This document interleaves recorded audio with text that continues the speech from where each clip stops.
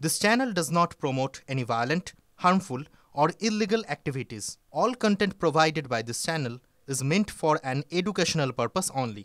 Good afternoon TV nine বাংলায় আপনাদের প্রত্যেককে স্বাগত। শুরু করছি দুপুরের সুপার প্রাইম টাইম স্টুডিওতে মধুকল্পিতার সঙ্গে আমি লিমা রয়েছি। আর শুরুতেই আমরা দেখে নেব দুপুর 1:30টায় ঠিক কোন কোন বড় খবরে আমরা থাকছি।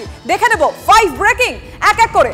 26-এর ভোটের আগে ফের রক্তে ভিজলো ভাঙড়ের মাটি। ভয়ের ভাঙড়ে তৃণমূল নেতাকে গুলি করে পিটিয়ে খুন। বাইকে চেপে এসে শওকত মোল্লার ঘনিষ্ঠ নেতার উপর হামলা দুষ্কৃতীদের। এই ঘটনায় আটক করা হয়েছে তৃণমূলের 2 কর্মীকে। চলুন সেকেন্ড ব্রেকিং চটপট দেখে নি। জানুয়ারি পর জুলাই 7 মাসের মধ্যে মালদার ইংরেজবাজারে খুন আরো এক তৃণমূল নেতা। জন্মদিনের পার্টিতে ডেকে তৃণমূল নেতা আবুল কালাম আজাদকে পিটিয়ে খুন করা হয়েছে। আটক অভিযুক্ত তৃণমূল নেতা ও পঞ্চায়েত সমিতির প্রাক্তন সদস্য মইনুল শেখ। জমির দখলদারি নিয়ে বিবাদের জেরে খুন বলে প্রাথমিক অনুমান। ডিটেল তো জানাবোই, তার আগে চলুন থার্ড ব্রেকিং কি রয়েছে দেখে নি। দলের নেতার বিরুদ্ধে ধর্ষণের চেষ্টার অভিযোগ করে আতঙ্কের নেত্রী। চাপড়ায় শাসক দলেরই নেত্রীকে ধর্ষণের চেষ্টার অভিযোগ।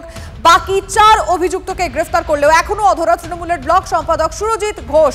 মামলা প্রত্যাহারের জোর লাগাতার হুমকি দিচ্ছে দলের একাংশ।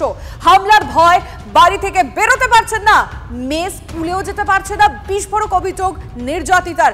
অবশ্যই আর কি কি তথ্য আসছে তার আগে 4 নম্বর খবরটা দেখে নিতে চাইবো, কারণ 5 ব্রেকিং এ 4 নম্বরে রয়েছে গুরুগ্রাম, যেখানে বাবার হাতে মেয়ে খুন হয়েছে। 25 বছরের টেনিস খেলোয়াড় রাধিকা যাদবকে গুলি করে খুন করলো তারই বাবা। সম্মান রক্ষার অজুহাতে খুন, জেরায় অপরাধ কবুল করেছে ধৃত বাবা। পুলিশ সূত্র দাবি রাধিকা ইনস্টাগ্রামে ভিডিও বানাতেন, সেই ভিডিও দেখে রাধিকার চরিত্র নিয়ে প্রশ্ন তোলেন প্রতিবেশীরা। জেরায় স্বীকারোক্তি দীপক যাদব মানে বাবার। উদ্ধার হয়েছে খুনে ব্যবহৃত পিস্তল। চলুন 5 নম্বর কি রয়েছে 5 ব্রেকিং এর 5 নম্বর খবর কি। কমেডিয়ান কপিল শর্মার কানাডার রেস্তোরাঁয় গুলি চলেছে। সোশ্যাল মিডিয়ায় বিবৃতি জারি কপিল শর্মার রেস্তোরাঁর। সন্ত্রাসবাদের বিরুদ্ধে এক কাট্টা হয়ে দাঁড়াতে হবে আমাদের। রেস্তোরাঁর তরফে দাবি এই ক্যাফে খোলার মূল কারণই ছিল 1 কাপ কফি হাতে বন্ধুদের মধ্যে উষ্ণ কথাবার্তা চালিয়ে যাওয়া। আমাদের স্বপ্নে সন্ত্রাসবাদ সরাসরি আঘাত করেছে। আমরা হামলার প্রাথমিক ধাক্কা কাটিয়ে ওঠার চেষ্টা করছি, কিন্তু আমরা হাল ছাড়ছি না। রেস্তোরাঁর তরফে বিবৃতি জারি কপিল শর্মা টিমের। স্টুডিওতে আমরা দুজন তো রয়েছি, কিন্তু নিউজ রুম এবং নিউজ ডেস্ক থেকে আমাদের সঙ্গে রয়েছে তন্নিষ্ঠা এবং সম্প্রীতি।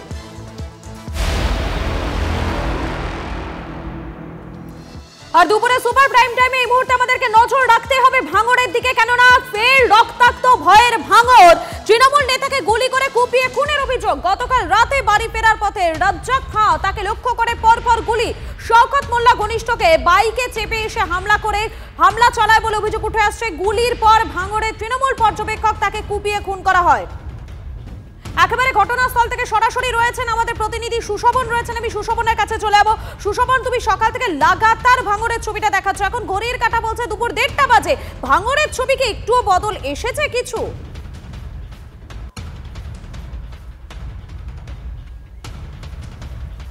দেখো, তদন্তের যদি বলো কথা, তাহলে এখনো পর্যন্ত যে 2 জন রয়েছে তাদের কিন্তু লাগাতার জিজ্ঞাসাবাদ করা হচ্ছে। তার কারণ যেটা তোমাকে দেখাবো, যে এই হলো ঘটনাস্থল। রাজ্জাক খাঁ তিনি যখন এখানে আসে তাকে গুলি চালানো হয়। আর কোথা দিয়ে গুলি চালানো হয়, পুলিশের যেটা এখনো অনুমান, যে এই যে জায়গা, এই জায়গাতেই কিন্তু 4 থেকে 6 জন তারা একেবারে মুখ ঢাকা অবস্থায় দাঁড়িয়েছিল। তারা আসে, তারা ঠিক এই তোমাকে দেখানোর চেষ্টা করছি যে দেখো এই যে জায়গা, এই জায়গাতেই মূলত একেবারে যেহেতু জঙ্গল, এইখানে দাঁড়িয়ে গুলি চালায়। আর এই রাস্তা ধরেই আমার চিত্র সাংবাদিক অভিজিৎ সেটাই দেখানোর চেষ্টা করছে, এই রাস্তা ধরেই কিন্তু একেবারে গ্রামের উদ্দেশ্যে চলে যায়। স্বাভাবিকভাবেই যেহেতু ঘন জঙ্গল, তাই এই জায়গাগুলো, অর্থাৎ এই দেখো তুমি বুঝতে পারছো যে অনেকটা নিচু হয়ে যাচ্ছে সময়ের সঙ্গে সঙ্গে। অর্থাৎ এখানে যদি কেউ লুকিয়ে থাকে সেক্ষেত্রে কিন্তু বোঝা সম্ভব নয়। আর দুষ্কৃতীরা এটাকেই সুযোগ করেছিল, সুযোগ করে তারা কিন্তু ওখানে যায়। 3 জন ছিল, রাজ্জাক খাঁ সহ আরও 2 জন, যারা পথচলতি মানুষ, যারা বলেছিল যে একেবারে পাড়ার লোক, রাজ্জাক খাঁয়ের বাড়ির কাছেই থাকে, তারা যাবেন। এবং ইতিমধ্যেই তারা কিন্তু পুলিশকে তাদের যে জিজ্ঞাসাবাদ হচ্ছে। একেবারে সুশোভন, তুমি আমাদের সঙ্গে থাকো, তুমি সঙ্গে থাকো আমাদের। এবং এই যে পুরো ঘটনা, সেই ঘটনায় যারা প্রত্যক্ষদর্শী তারা কি বলছেন, কি জানাচ্ছেন, শোনাবো আপনাদের। ওখানেই ডেট হয়ে গেছে না, কারকে ওখানে ধরা যায়নি। কজন এসছে বলতে পারছি না ঠিক, আর দেখেনি তারা পাশে না, তাদের কিছু হয়নি না। কারা করেছে ঠিক বুঝতে পারছি না।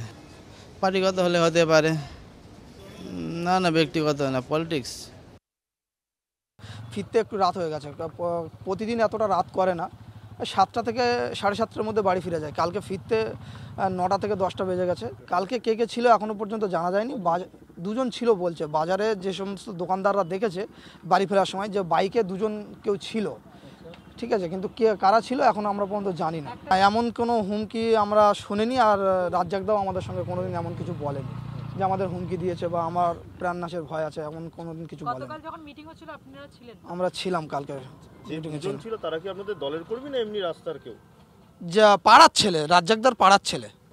ওই এখানে কোপানো আছে ঘাড়ে, আর মাথায় গুলি লেগে আছে, ওখানটায় পড়ে আছে। একটাই গুলি দেখলাম যে মাথায় লেগেছে, আর এখানে কুপিয়েছে এরকম ঘাড়ে এরকম জায়গায়, এটাই দেখলাম। না, এই পুরো রাস্তাটায় কোথাও আলো নেই, সিসিটিভি কিছু নেই। ওই বাঙর বাজার মেলা মাঠে আছে, কিন্তু এই দিক থেকে কোনো সিসিটিভি নেই। এইটা পুরো ঝোপঝাড়, একদম অন্ধকার রাস্তা। আর বাড়ি ফেরার একটাই রাস্তা, এখান থেকে খুব কাছেই বাড়ি। এতদিন ধরে সঙ্গে চলেছি, রাজ্জাকদাও কোনোদিন বলেনি যে আমার প্রাণনাশের ভয় আছে। যে তথ্য আসছে, যে আপডেট আসছে, আপনাদেরকে জানিয়ে রাখি, রাজ্জাক খাঁ সে দলীয় যে বৈঠক, সে বৈঠক সেটা বাড়ি ফিরছিলেন, তারপরেই তাকে খুন হতে হলো। এবং আপনাদেরকে জানিয়ে রাখি, এই রাজ্জাক আগে ছিল আরাবুল ঘনিষ্ঠ, এখন সে শওকত ঘনিষ্ঠ। কিন্তু এই খুনের কারণ কি? কারা হামলা চালালো শওকত ঘনিষ্ঠ রাজ্জাকের উপর? রাজনৈতিক কারণে হামলা নাকি অন্য কোনো কারণ রয়েছে? এই সমস্ত প্রশ্ন এখন ঘুরপাক খাচ্ছে, কিন্তু তার পরিবার সূত্রে ঠিক কি জানা যাচ্ছে শুনুন। দাদাও বেরিয়ে গেছে আর উনিও বাড়ি ফিরছিল। উনি বাড়ি ফেরার পরে বাড়ি আর ফিরতে দেয়নি, ওখানেই দুষ্কৃতীরা ওখানে বসেছিল। ওখানে বসে থেকে নৃশংসভাবে আমার স্বামীকে যেভাবে হত্যা করেছে, খুন করেছে, আমি এই খুনের শাস্তি চাই। আমি মৃত্যুর বদলে মৃত্যু চাই, আমি ফাঁসি চাই। আমার স্বামীর রক্তের বদলে আমি রক্ত চাই। আমার দুটো বাচ্চা ছোট, আমার সংসার চালানোর মতো কিছু নেই। আমি অসুস্থ, আমার বাচ্চাদের কে দেখবে? আমার বাচ্চাদের লেখাপড়ার খরচ কি করে হবে? আমার বাচ্চাদের কে দেখবে? আমার বাচ্চাদের কিভাবে খাওয়া হবে? আমরা 8:30 পর্যন্ত ভাঙড় বিজয়গঞ্জ বাজার পার্টি অফিসে আমরা মিটিং ছিল, ভোগালী 1, 2, শানপুকুর এবং চালতেবেড়িয়া। আমরা মিটিং করার পর আবার ওপারে গিয়ে আহসান ভার অফিসে এমএলএ সাহেব গিয়েছিল, ও সেখানে গিয়েছিল। ওখানে ওর বন্ধু বান্ধবদের সাথে ফুচকা টুচকা খেয়ে বাড়ি আসার পথে দুষ্কৃতীরা তাকে হত্যা করে। কারণ হলো এই অঞ্চলটা হলো তোমার চালতেবাড়ি অঞ্চল। এই অঞ্চলে ও নেতৃত্ব দেয়, ওই অঞ্চলের কনভেনার। ও একটু হাঁকডাক করে এবং দলটাকে দলের মতো করে, তাই ওকে মারার চক্রান্ত এবং মেরেই দিল। কথা বলবো আমাদের প্রতিনিধি সুশোভন আমাদের সঙ্গে রয়েছে সরাসরি। সুশোভন, সকাল থেকে তুমি এই খবর কভার করছো, এখন অবধি ঠিক কি জানতে পারা যাচ্ছে? কি কারণে খুন হতে হলো এই তৃণমূল নেতাকে, এবং এর নেপথ্যে ঠিক কি কি কারণ থাকতে পারে? ব্যক্তিগত শত্রুতা নাকি রাজনৈতিক কোনো কারণ রয়েছে? পুলিশ প্রাথমিকভাবে কি জানাচ্ছে?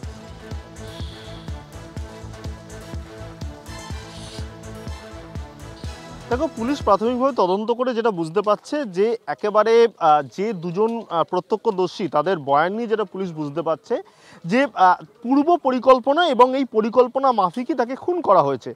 রাজ্জাক খাঁ সে কিন্তু এলাকায় তার নামডাক ছিল, তিনি একটি তৃণমূলের পদে ছিলেন এবং সেই জায়গা থেকে তার যারা শত্রু সেটা অনেকই ছিল, কিন্তু তার শত্রুরা যে একেবারে সামনাসামনি যে লড়াই সবসময় হয় সেরকম নয়। কিন্তু তাকে যে অনেকে যে তার যে শত্রু ছিল সেটা ভেতর সেটা কিন্তু পুলিশ এখনো পর্যন্ত তদন্ত করে প্রাথমিকভাবে বুঝতে পেরেছে এবং বয়ানও নেওয়া শুরু করেছে। সব মিলে যেটা গুরুত্বপূর্ণ, অন্যদিকে যেমন আইএসএফ তারা বলছে এটা তৃণমূলের গোষ্ঠীদ্বন্দ্ব, কিন্তু তৃণমূল বলছে এটা আইএসএফেরই কাজ। তার একটা কারণ রয়েছে, সে কারণটা এটাই যে যেহেতু এখানে আইএসএফ একেবারেই সুশোভনা, ঠিক এই জায়গাতেই আপনাদের জানাবো, এই যে তৃণমূল কংগ্রেসের নেতা খুন, সেই খুনের পিছনে শওকত মোল্লা হাত দেখছেন। আইএসএফ এর কি অভিযোগ করেছেন তিনি, একবার শোনাই তার বক্তব্য। এখানে তৃণমূলের কোনো গোষ্ঠীকন্দল নেই। এইখানে কারা খুন করেছে আমরা এখন টোটালি আইডেন্টিফাই করতে পারিনি, তবে আমার বিশ্বাস যে আইএসএফ আশ্রিত সমাজ বিরোধীদের ঘটনা, তারা এই ঘটনা ঘটিয়েছে।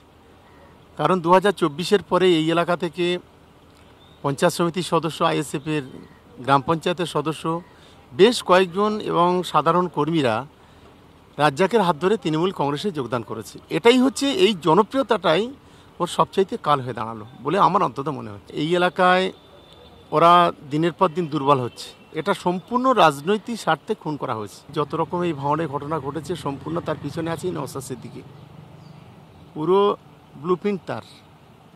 হুগলিতে বসে বসে পরিকল্পনা করে ভাঙনের লড়াই লাগিয়ে দিচ্ছে। নিজের এলাকায় পায়ের তলার জমি নেই, নিজের জন্মস্থানে পায়ের তলার জমি নেই, সমস্ত নোংরা খেলায় নওশাদ সিদ্দিকীরাই করছে।